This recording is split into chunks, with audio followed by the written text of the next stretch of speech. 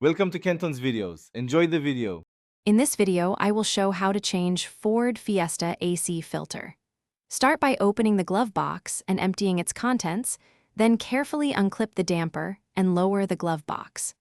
Locate the filter housing behind the glove box, release the cover clips, and prepare to slide the old filter out for inspection and replace. To remove the old filter, gently pull the housing cover and note the airflow arrow direction on the filter frame.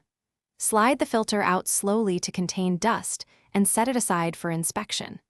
If the filter is very dirty or damaged, replace it immediately to maintain cooling performance and cabin air quality. Place the new cabin filter with the arrow pointing toward the passenger compartment and slide it into the housing until it lies flat. Replace the cover and secure all clips, then lift the glove box back into position and reattach the damper. Start the car and run the AC to check airflow feels consistent and fresh.